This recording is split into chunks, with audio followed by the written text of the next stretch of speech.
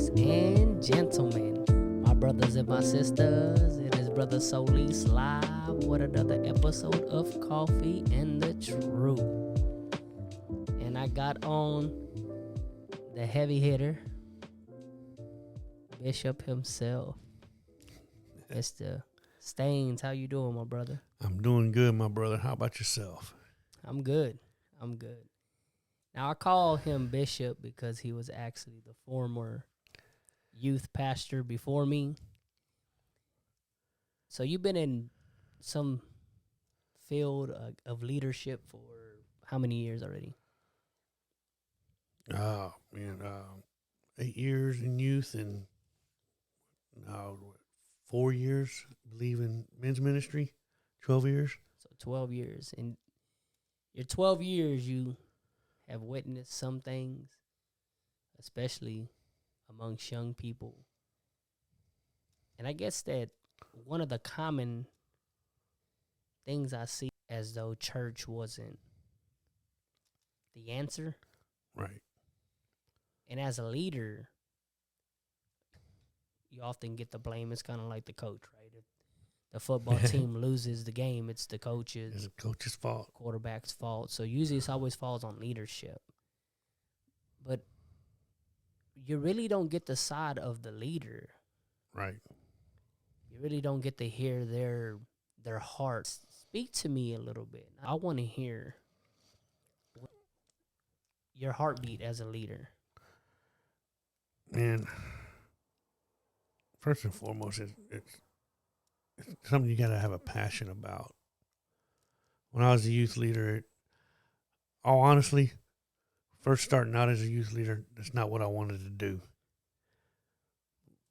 Bro Fisher begged me, hey, would you do the youth? When I came back home from where I lived out in Trinity, I came back home after my dad passed away. That's the first thing they hit me up with, and anybody who knows me knows I'm not all about that. I didn't want to do it. I could care about leadership. And he kept, hey man, I want you to just do the youth. No, I'm not here for that. I want to be a saint first. As a couple of years went by, hey, well, would you teach the youth class? Yes, sir. I'll teach the youth class. Not knowing that was setting me up to take over and be the youth leader, which, at first I didn't realize the importance of it until I got getting involved in it, getting to knowing the kids, getting to be around the kids. Like you said, there's some that will tell you everything, and you have some who will hide things. And my biggest passion was, man, I wanted to show these kids that God loved them, and I wanted to teach them something. I wanted them to learn something, not just go by what I told them, not just go by what I was teaching. That, hey, man, I wanted to instill in them as they were growing up in the youth. Hey, when we're teaching this, I want you to look at it for yourself. There's a big reason why we say, hey, bring your Bible, look at your Bible. We're going over something. Look at that. Because I want you to see it for yourself. I don't want you just to believe what I'm telling you, what I'm teaching you, and take it as is. Go and read it. Study yourself. The word says study, show yourself approved. Right. And that's something I always told my young people, hey, look at it yourself also. Study that thing. I think one of my biggest deals growing up as a young person, and I've talked with it with one of the other guys I grew up with in church, we always were taught the basic stuff. And we just flowed with it. We just went with it because that's what mom and daddy said. Nothing against mom and daddy. Nothing against what they told us or what was being preached to us. Nothing against none of that. I'm not saying we didn't get good preaching and we didn't get good teaching. We just didn't ask enough questions. We didn't go and look at it ourselves. Yeah. We just took it as gospel and we ran with it, and we didn't have no true understanding of it. And it wasn't until later in life when I got back here and got into ministry and started getting into the youth ministry and stuff that I realized that man, there's a lot of things I really didn't know. Yeah, I grew up in church. Been in church my whole life, 44 years. But there were some things I didn't really know and didn't really understand why it was taught that way. It wasn't until, like I said, started doing youth ministry, got into men's ministry now, went to Purpose Institute. That's something that really helped me out, was sitting there and sitting in the classroom and soaking that in and getting actual knowledge of it. It was like, man, I'm hearing things and I'm seeing things now that I never really realized. And that was something I was like, man, I hope I was able to pass down to younger people when I was the youth leader, not just leave them hanging out on a branch, hanging there without nothing to hold on to. Yes, sir. I mean, that's something I feel, that's just a passion of mine. I don't want anybody who, anytime I teach or preach, I don't want somebody just to be left on that branch, just hanging there. I want them to understand what I'm telling them and dive into it themselves. I have two young people. I have two kids of my own, and it's easy to just say, "Hey, tell them to do something." Hey, well, why? Well, because I told you so. Right. I I feel like growing up, that was one of the biggest things that we had. Telling us, well, why, Dad? Why should I not wear this? Why should I not wear shorts? Why should I not? Because I told you so. And I think that hurt a lot of us growing up. Some of them that I grew up with, that hurt a lot of us because it was a "I told you so" kind of relationship with God, instead of, hey, let me dive into this and read it and get a full understanding of it, so I have a better relationship with God. As a youth leader dealing with young people, young adults, emotions are like key in their everyday, probably in their walk with God.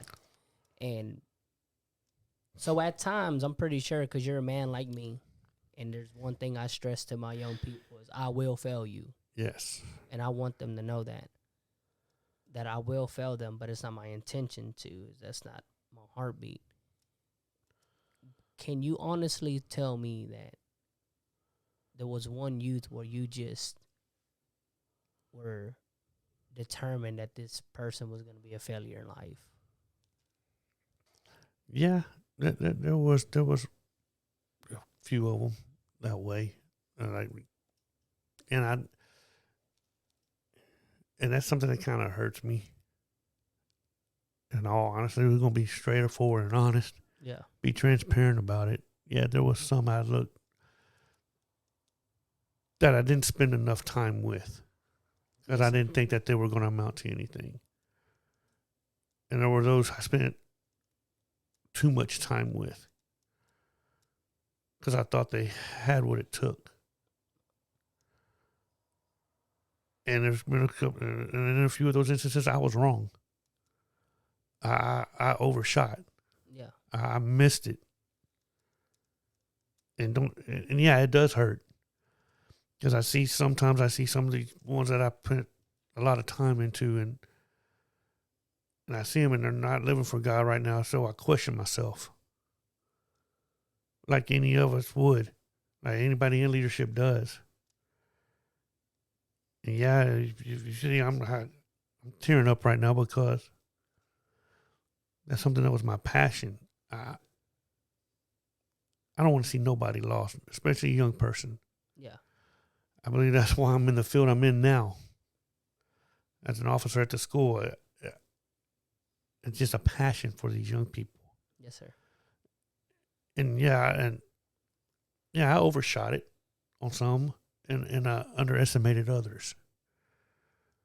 And there's been times that I questioned it. Was I the right person for the job? Was I at the right moment? Was I the right person there for them young people? Did I do enough? Did I not do enough? Did I get through to them? And sometimes it hurts me. But then sometimes you'll see them come back to church and prove you wrong. Hmm. And that's when that joy was up. Well, maybe I did reach them. Maybe I was effective. And that's something that after leaving the youth as a youth pastor, that's something that I battled with. That I have battled with. And I hadn't told nobody that. I've never told my kids this. I never told my wife this. It's the first time I've ever saying anything about it, but that's been one of my battles and my struggles. Is looking back as my ministry, being a youth pastor. Was I effective enough? Did I do enough? And that's been a big battle for me. That's been something that's kind of held me back and held me down. But then when you see a young person come in a church and you see God start moving on them, and you see that taking place because they went out into the world and now they're coming back and they're giving their everything to God. It's like, man, maybe I was effective. That's God telling you, hey, you were effective. Stop beating yourself up over that. Stop allowing this to keep you down and struggle because you were effective. You even though you didn't take that time, you didn't think that young person was going to amount to anything. You thought he was the laziest person. She was the laziest person in the youth group. Yeah. They were undependable. You thought, oh man, this one ain't going to amount to nothing because I can't depend on them for nothing. But then they surprise you. Yeah. They shock you and you're like, oh, whoa.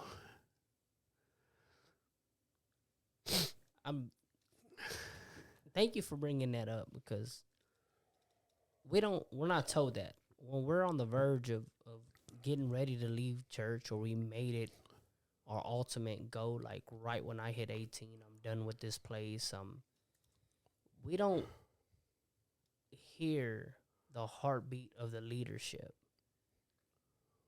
Now, if somebody has ever misrepresented the gospel of any way, shape, or form to any of the listeners, I apologize. This is my heartbeat. I put my heart on this. You know what I mean? And because I put my heart on this, I don't always say the right things. I don't always do the right things. Yes, sir.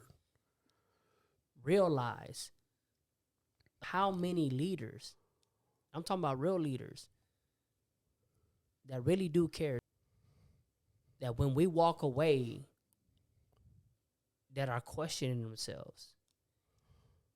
And I wish it was the lack of a better word, but it paralyzes you. It does paralyze you in ministry. It makes you stop.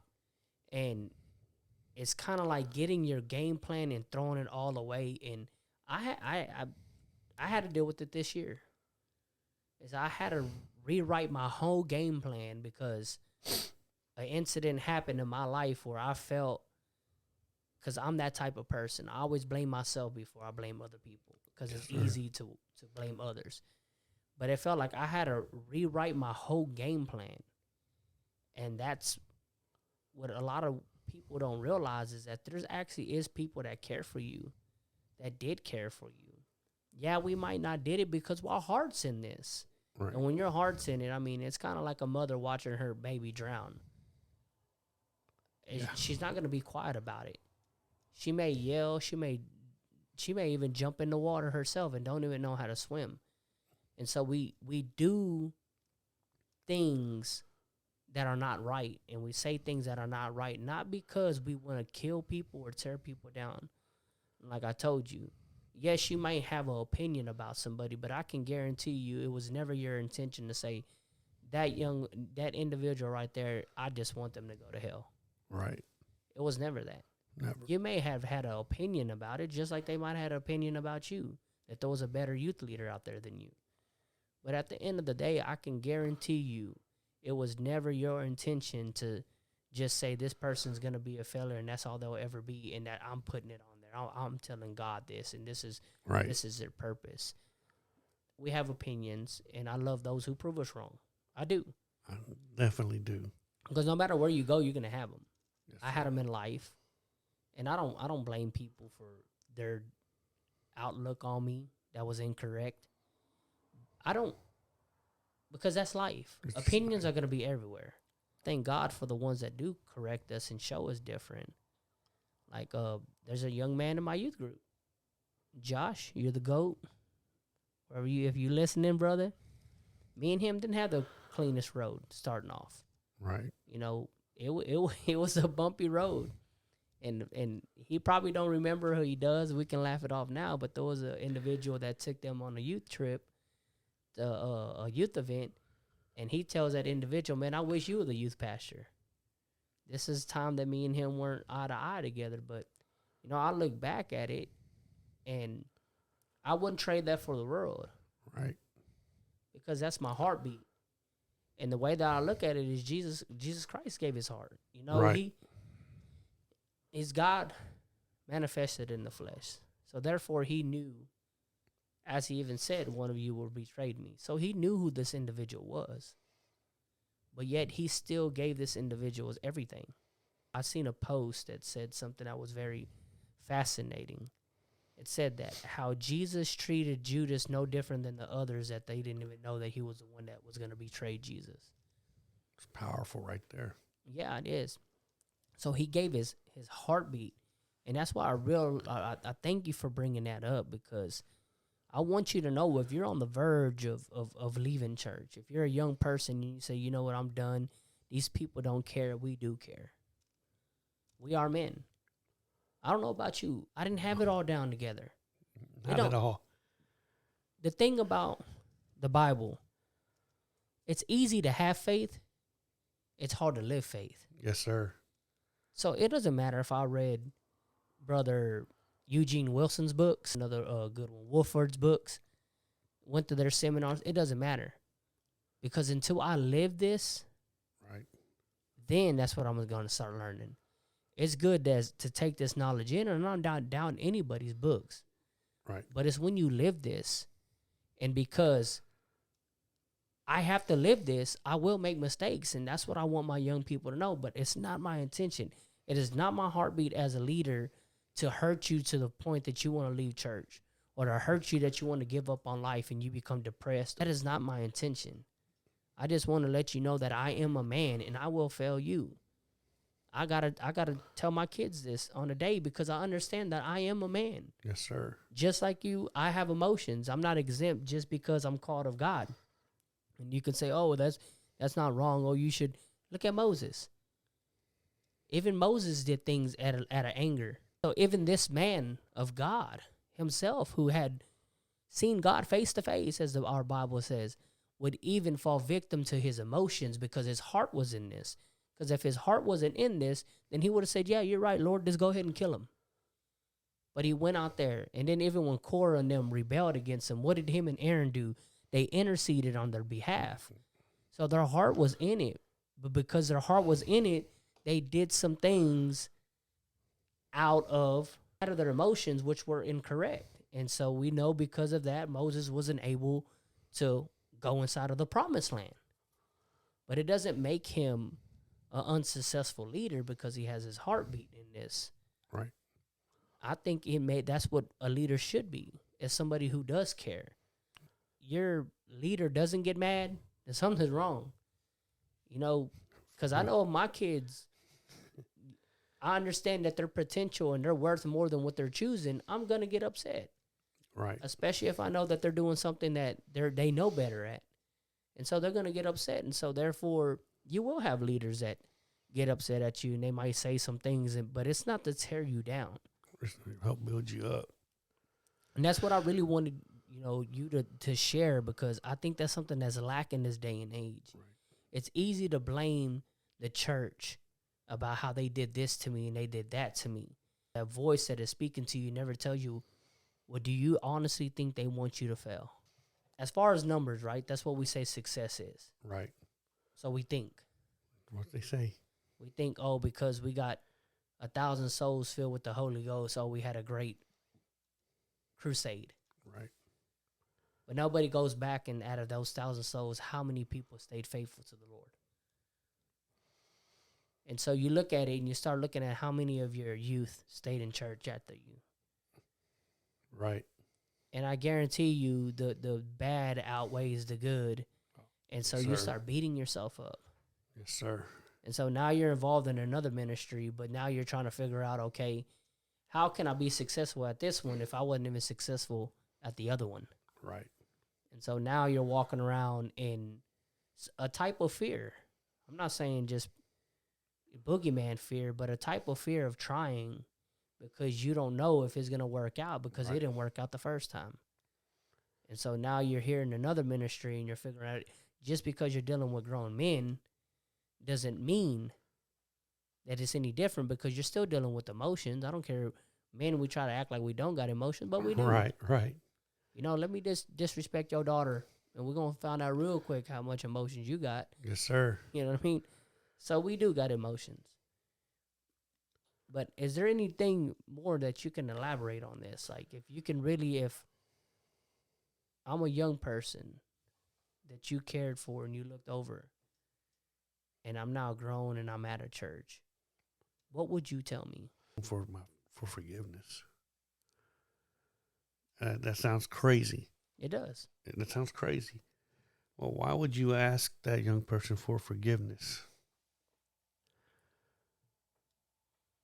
Because like you said, it's a heartbeat.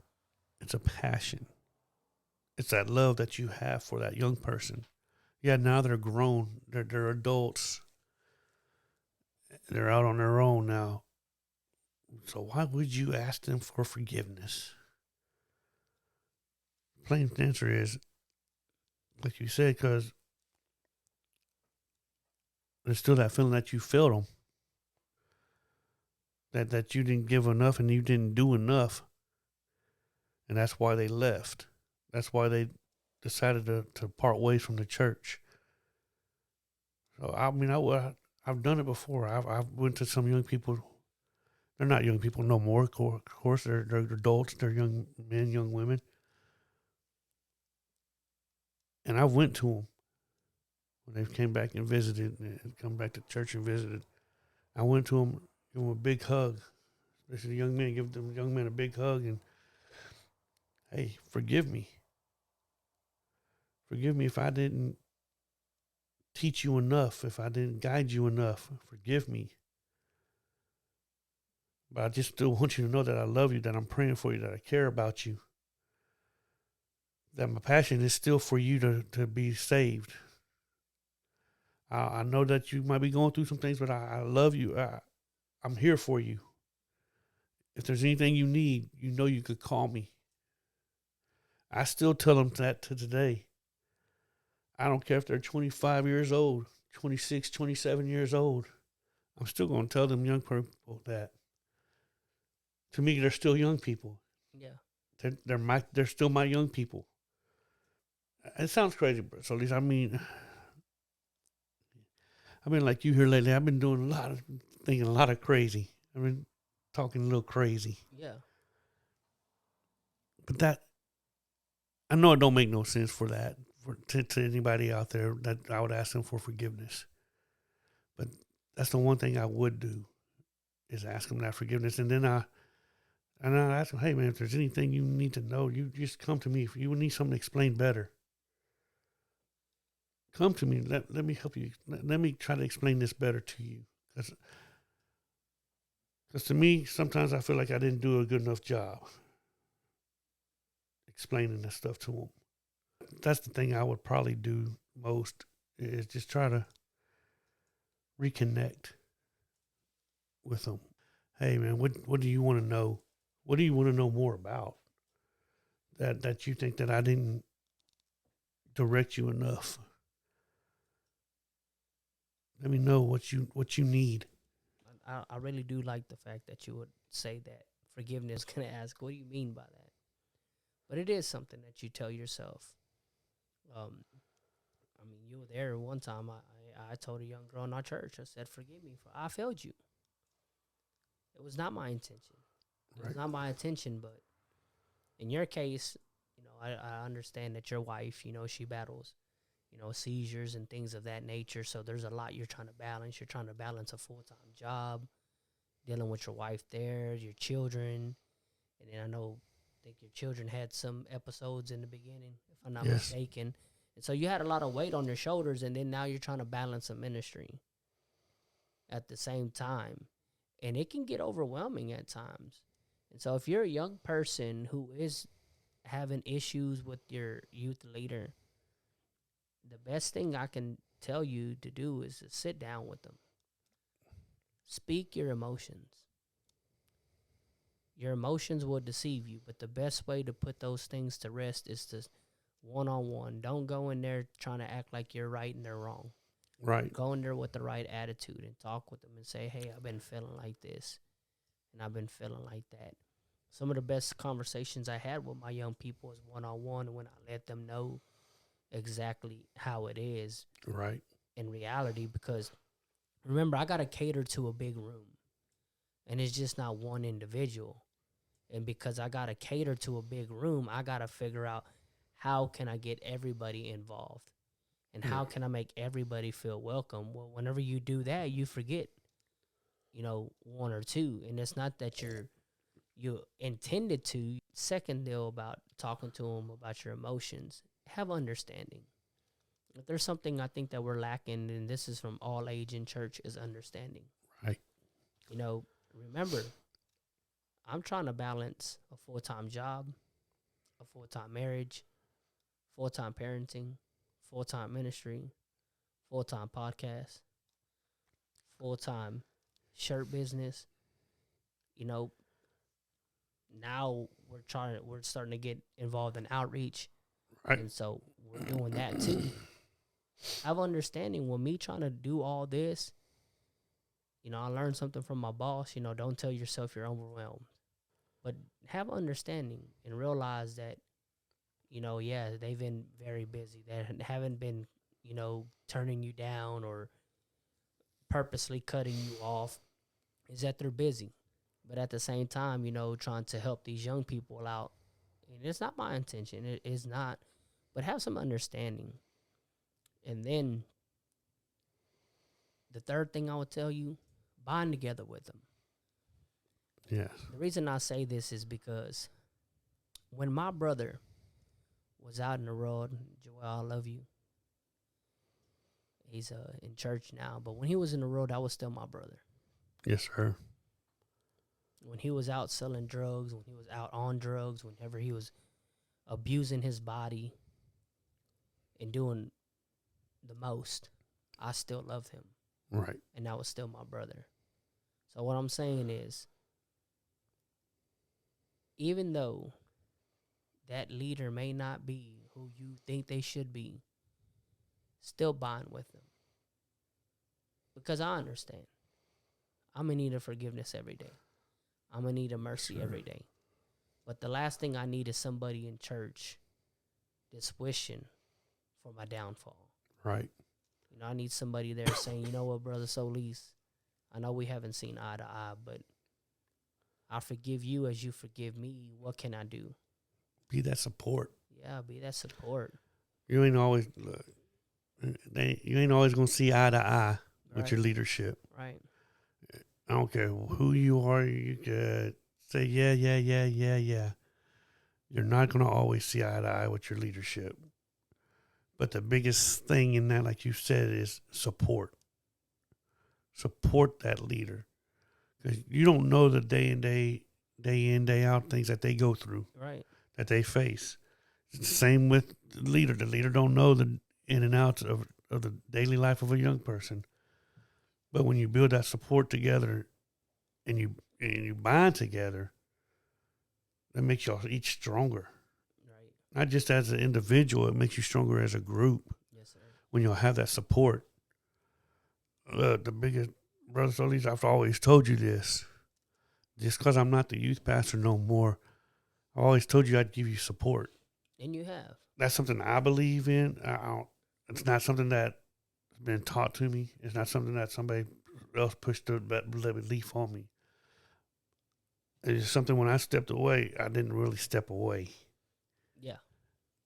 Because I know the struggles. I know the struggles that it could be to trying to do a fundraiser to go to NAYC. Yeah. Trying to get young people to come do the fundraisers, to work the fundraisers. I know the struggle. And that's why I've always told you and your wife, I'll be y'all's biggest supporter. If I got to jump in there myself and help wash a car, bake something, that I'd be your biggest supporter. And I think that's a key thing. Even when young people, if you don't go off somewhere else, if you stay here in the church, still be that big supporter, even though you're out of the youth groups. Still let them know that, hey, I know what it's like to have to work towards this, to have to work towards going to NAYC. Young person, just because you turn 18, 19, 20, don't mean that you still can't support that youth group and still be a big support to them when they have a fundraiser. Hey, remember, you were there. You were in those shoes at one time.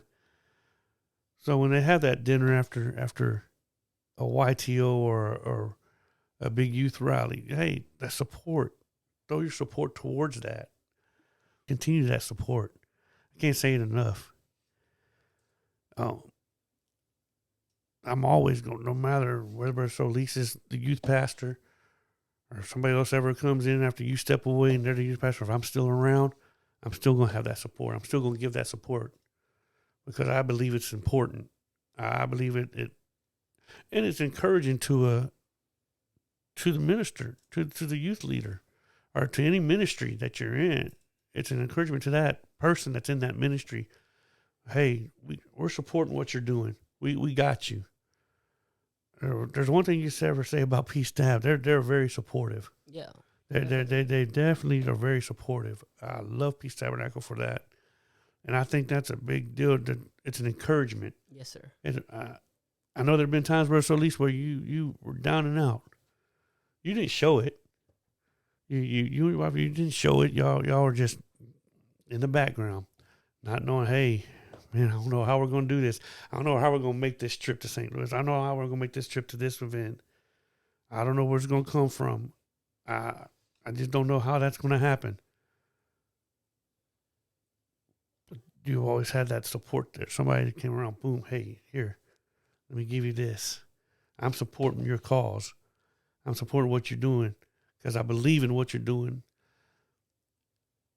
And that's why when it was time for you to take the reins, I didn't have a hard time with it because I knew you were the right man for the job. And I knew I was going to support you. And young person, y'all got one of the best Peace Tabernacle young people. If you're watching this, y'all got one of the best youth pastors in the world. He might not like that, saying that. He's a very humble man. But I'm going to say you have one of the best youth pastors in the world because he really does love y'all. Sometimes it might not seem like it. Sometimes it might seem like he's pushing you off, that he's kicking you to the curb. He's really not. Sometimes the youth pastor has to take time for himself too. You just have to realize, hey, he still loves you. He still cares about you. He's still praying for you. Yeah. If there is an issue there, reach out to him. If there's an issue going on within you, in the youth part of it, talk to your youth pastor. That's what he's there for. He's your guidance. And I know you live with that. I know that these young people are your passion. I know that. And you don't mind sitting down and having a one-on-one conversation with them, no matter how intense the subject might be. Yeah. That's what I love about you. You're real. You're very real. And that's what I appreciate about you and your leadership because you're going to be straightforward with them. Yeah, it might hurt for a little bit, but in the end, they're going to come back and have that respect for you. Well, Brother Solis, you're right. Thank you, Brother Solis, for telling me that. And there are some times that, hey, you will have to ask forgiveness. Right. That I know you're not too big. Your britches ain't too big and your feet ain't too big that you ain't going to not come back and say, hey, I messed up. I messed up. Forgive me. Yeah. I've seen you do it. Oh, definitely. Trust me. And there are times that he beats himself up because he thinks he might have said the wrong thing or done the wrong thing. And when he comes to you and asks you for that forgiveness, forgive him. Don't say, yeah, I forgive you, but then go back behind his back and start talking. That's not true forgiveness. When he asks you for that, give him that true forgiveness.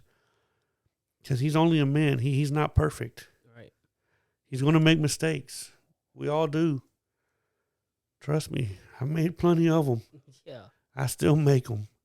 Yes, sir. But a true leader is one that will own up to his mistakes. And I had to learn that at an older age instead of at a younger age. I had to learn that. It was a tough bullet to bite. Because some of the times we get into our, as Pastor likes to say, our machismo. Yeah. We like to get into our machismo and we want to be a man and not show emotion and not, well, I'm not going to forgive him. He did me wrong. Why should I forgive him? Right. But understand that the man still loves you, young people. And he's going to love you. And he's going to love you even after you leave the youth group. He's going to love and care about you. He's going to pray for you. He's going to wish the best for you.